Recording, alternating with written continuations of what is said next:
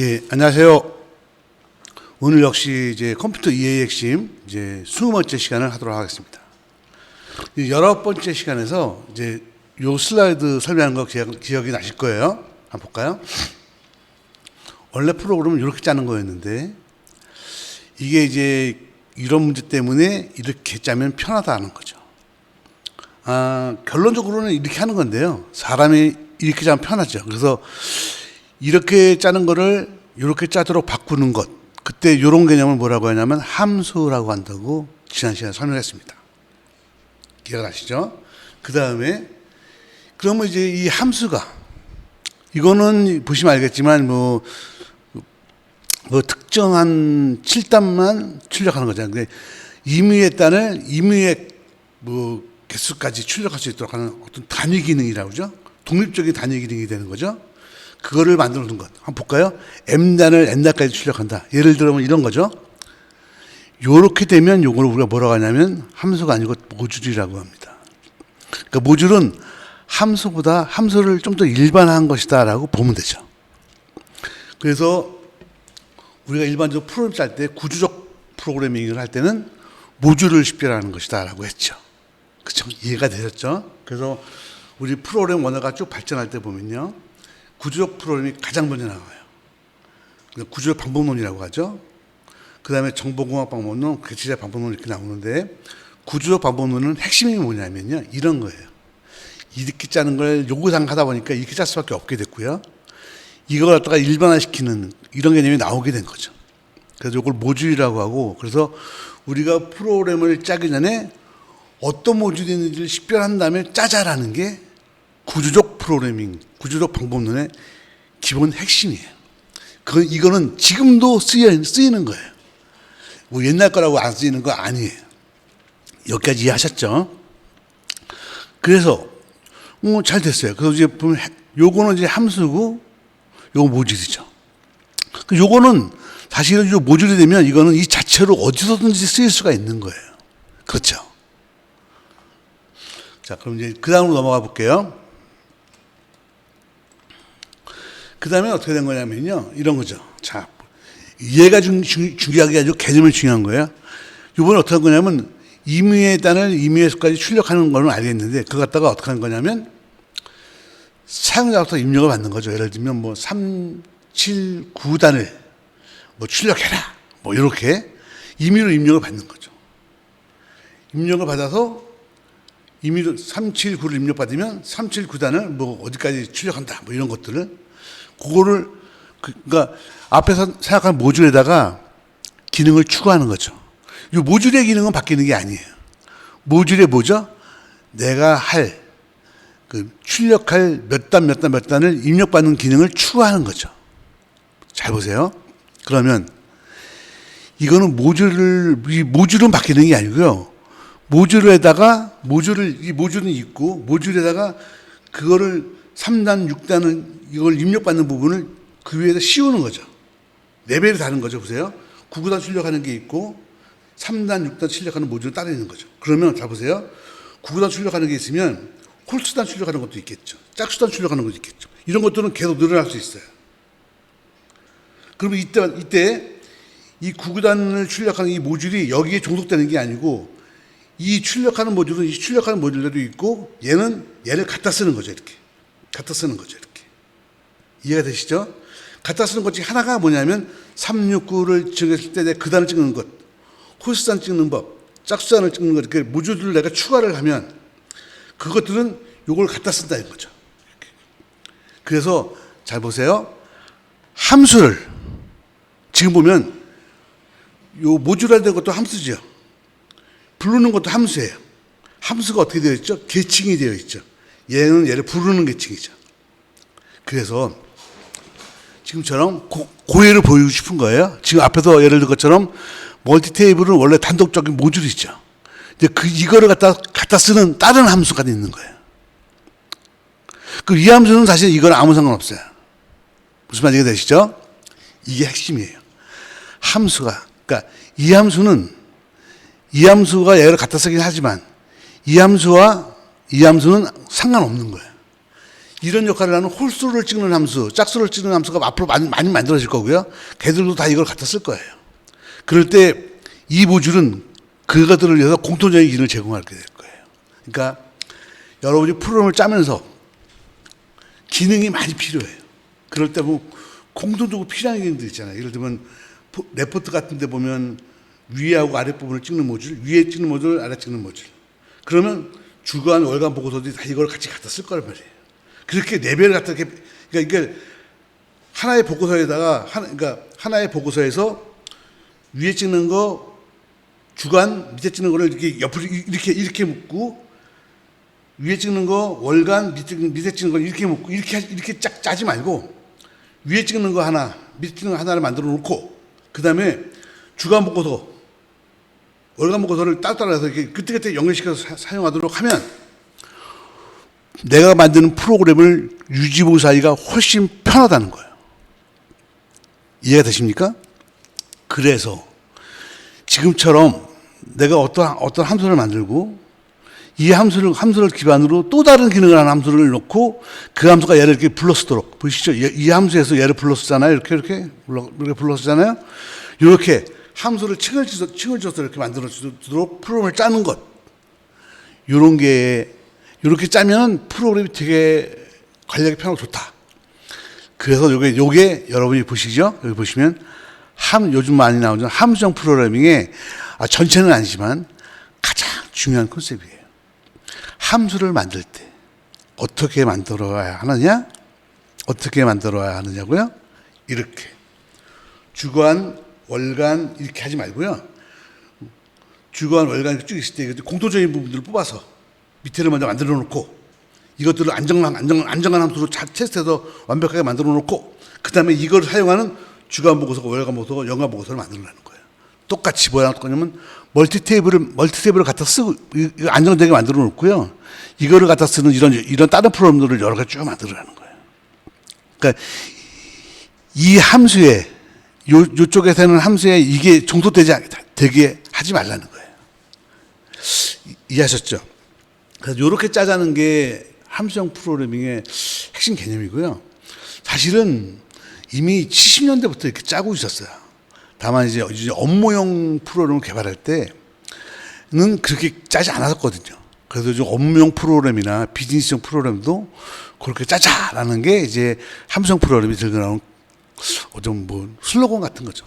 물론 여기에는 이제 객체장과 물려 있는 여러 가지 상황이 있긴 하지만 그것까지 설명하기는 시간이 좀 그렇고요. 어쨌든 오늘은 그러니까 지금 함수와 모듈을 했으니까 그거를 설명하면서 이제 그 연장선상에서 함수형 프로그래밍을 개념을 설명한 거예요. 이렇게 이해하시면 100%는 아니지만 그냥 80% 정도는 이해하신 거라 이렇게 보실 수가 있습니다. 이해하셨죠? 그래서 여기까지가 뭘 설명한 거냐면, 그래서 기본 함수가 있고, 그래서 일반함, 이거 모듈화 일반화시켰고, 이걸 갖다 쓰면 또 다른 함수들을 또 쭉 만들 수가 있죠. 그래서 이렇게 만든다는 거죠. 그래서 이런 것들이 계속 늘어나게 될 거죠. 그래서 이제 만약 우리가 요즘은 처음에는 컴퓨터라는 게 단순한 수치 계산 같은 데 쓰였지만 요즘 모든 업무에 사용되잖아요. 그러다 보니까 이 프로그램이 오만데 다 쓰이다 보니까 어떤 문제가 생기느냐면요. 우리가 프로그램을 개발하고 나면 이 개발한 프로그램이 함수가 수십 개가 아니에요. 수천 개씩 될 수도 있어요. 그러다 보니까 어떤 문제가 발생하죠? 자, 지금까지 한 건 이해하셨고요. 여기까지 해서 이제 함수로 프로그램을 짜는 건 자리를 잡았어요. 잘 잡았는데 이제 함수를 막 하다 보니까 프로그램이 커졌어요. 그러다 보니까 함수가 수천 개가 되는 거예요. 또 함수만 또 데이터도 있잖아요. 그걸 어떻게 다 외우죠? 외우기 어렵잖아요. 그죠? 그리고 그걸 외워서 짠다는 것도 불가능하잖아. 더 중요한 건 뭐예요? 자꾸 바뀌잖아. 그리고 재미있는 건 이걸 개발한 사람이 없고 나중에 유지보수 한 사람이 들어왔을 때 이거 어떻게 읽냐고요. 함수가 수천 개인데. 그럼 이 함수는 어디에 쓰는지 내가 어떻게 하냐고요. 그래서 그런 어려움이 생겼죠. 여러분이 이 어려움을 이해하셔야 돼요. 이거 이해하셨어요? 자, 첫 번째, 프로그램이 커졌어요. 그러니까 당연히 함수화를 하는 거죠. 함수화하고 모듈을 했지만 그게 수천 개가 되는 거예요. 그럼 볼까요? 예를 들면 이 멀티 테이블이라는 놈이 이 함수에서 멀티 테이블을 쓰는지 안 쓰는지 어떻게 알 수 있어요? 그럼 이 함수의 소스를 내가 다 읽어봐야 돼요? 수천 개의 소스를 다 읽어봐요? 그럼 예를 들어 내가 왔어. 멀티 테이블이라는 게 어디서 쓰이는지 알고 싶어. 그러면 지금 말한 요거 있죠? 요 함수를 내가 요 함수가 만약에 36단 출력이라는 함수라고 하면 36단 출력 함수란 이름으로 걔가 이 함수를 쓰는지 이걸 쓰는지 안 쓰는지 알 수 있어요, 없어요? 없죠. 그럼 이거 읽어봐야 되잖아. 소스 읽어보니까 소스 여기 있네.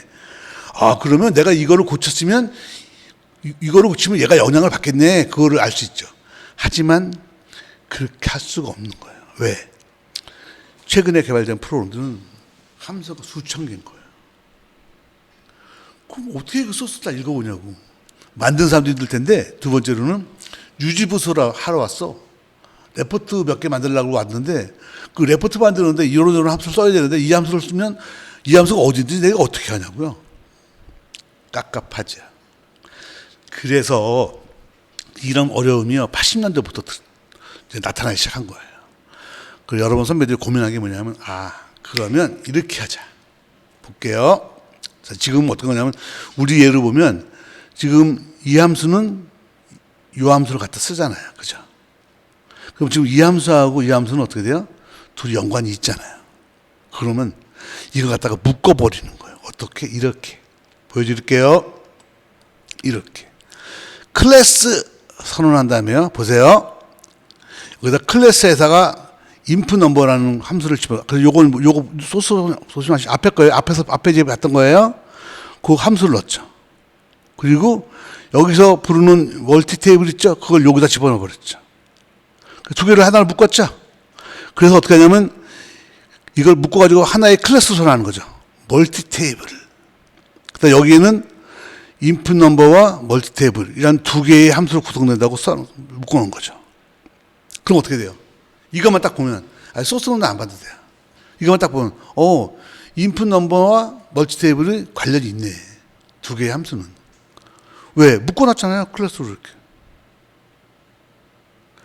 이렇게 묶어놓으니까 어떤 점이 좋아요? 묶을 때는 좀 힘들지 모르지만, 이제 예를 들면 누구한테 내가 만약에 요 인풋 넘버라는 거, 요건 이제 3단, 6단 같은 거 찍을 때 넣으라고 하는 거잖아요. 그렇게 할 때는 소스 찍을 필요 없죠. 어떻게 하면 돼요? 야, 구글단 찍을 때는 어떻게 하면 돼? 이 멀티 테이블을 갖고서는 이렇게 객체화 시켜줘. 객체에다 인풋 넘버라는 함수에다가 넣고 싶은 거 숫자를 집어넣어. 그러면 출력돼. 그것만 하면 돼요. 그러면 이 뒤에 온 사람은 잘 보세요. 뒤에 온 사람은 어떻게 되는 거냐면요. 뭐를 할 수 있는 거예요? 그냥 구구단 출력하려면 이렇게 하면 되네. 내부를 알 필요가 있어요, 없어요? 없죠. 그리고 내가 멀티 테이블이라는 함수가 얘랑 관련 있는지를 추적할 필요가 있어요, 없어요? 없죠. 이거 지금 샘플이라서 그래요, 여러분. 수천 개의 함수가 있어요. 그걸 만약에 내가 클래스로 묶어놓지 않으면요, 사용자들이 이 함수랑 연관이 있는지를 알 수가 없다니까요. 이 함수는 이 데이터와 연관이 있다는 걸 알 수 없다니까요. 알려면 어떻게 해야 돼요? 소스를 봐야 되는데 소스를 보기에는 프로그램이 너무 길다니까요. 그래서 이 객체 지향 프로그래밍은요, 이 프로그램 개발 단계를 보면 이런 거예요. 함수를 쭉 왔어. 함수까지 해서 함수가 많이 발전을 했는데 이 함수와 함수 간의 관계, 또 그 함수와 연관된 데이터들이 너무 많은 거야. 연관 있는 것끼리 따로 흩어져 있으니까 너무 난잡한 거야. 그거 어떻게 해요? 그거를 묶고 싶은 거야. 묶어놓으면 하나를 묶어놓으면 일단 같이 움직이잖아. 그렇죠? 그럼 내가 이거랑 이거랑 연관이 있다는 걸 외우지 않아도 되잖아. 이미 묶여 있으니까. 그래서 후임자가 또 오면 어떻게 돼요? 후임자는 클래스 보면 알잖아요. 이렇게 돼 있네. 소스 안 봐도 됩니다. 연관이 있는 점인지 알기 위해서 소스 안 봐도 된다니까요. 그래서 그냥 어떻게 이렇게 쓰면 돼요. 그럼 만약에 내가 이제 더하기만을 출력하는 함수를, 더하기 구구단만을 출력하는 함수를 만들어야 된다? 그럼 어떻게 하면 되죠? 그럼 여기다, 여기다가 더하기 넘버스라고 하나 만들어 놓으면 되죠. 만든다 어떻게 돼요? 여기다 집어넣으면 되죠. 왜? 더하기 넘버스는 이거랑 연관이 있잖아요. 그 더하기 넘버스라는 건 뭐야? 더하기 넘버스를 만든 다음에 그것도 이거를 쓰죠? 그럼 더하기 넘버스, 그걸 만약에 내가 더하기 넘버스라는 게 별도로 만약에 관리하고 싶다 그러면 어떻게 하면 돼요? 클래스 C 더하기 테이블 한 다음에 어떻게 해요? 쭉 여기다가 더하기 클래스 더하기 넣으면 되죠. 요거는 같이 쓰면 되죠. 아니면 그게 이거랑 관련이 있다고 하면 요거도 같이 넣어도 되고. 그럼 나중에 어쨌든 뒤에 오는 사람은 보면 알 수 있는 거죠. 지금 제가 설명한 거를 그러니까 이거 갖다 우리가 뭐라 하냐면 달을 봐라 그러면 달을 봐야 되는데 손을 본다는 건데 손을 보면 안 되고요. 이 손이 이제 이 샘플이에요. 달은 뭐냐면 원리예요. 자, 여러분 잘 보세요. 그러니까 지금 이 샘플에서 말하고자 하는 건 뭐냐면 함수로 프로그램을 짜는 건 이제 자리를 잡았는데 함수가 너무 많은 거야. 그리고 함수와 A와 B 함수는 연관이 있고 C 함수는 A, B와 연관이 없다라는 거를 쉽게 할 방법이 없는 거지. 그래서 만들어 놓은 게 클래스라는 거예요. 그래서 여러분이 클래스에 가시게 되면 관련성이 있는 데이터들과 함수를 한 군데 왕창 몰아놔서 클래스가 꽤 크죠. 우리가 샘플로는 조그맣지만 실제로는 굉장히 크죠. 그래서 요즘 최근에 이런 것도 있죠. 외국에는 우리나라는 안 쓰지만 JPA라고 해서 그 자바 클래스에 있는 데이터하고 RDB를 매핑시켜서 쓰는 것들도 있죠. 어쨌든 이 클래스라는 개념은 뭐냐면요. 연관성에 있는 데이터 또 연관성에 있는 함수를 하나를 묶고자 하는 개념이에요. 묶어서 같이 다루고자 하는 거예요. 그래야만 관리하기 쉬우니까. 그래서 클래스라는 개념이 나온 거고요. 그래서 객체지향 프로그래밍이라는 것은요, 뭐냐면요. 다른 말로 얘기하면 이런 거죠. 대용량 프로그램을 처리할 때 연관성 있는 함수와 데이터를 하나로 묶어서 처리하는 프로그래밍 기법이다. 이렇게 보시면 되고요. 그럼 그걸 그때 묶기 위해 사용하는 도구가 뭐냐? 클래스라는 겁니다. 그러니까 어떤 사람이 그러죠.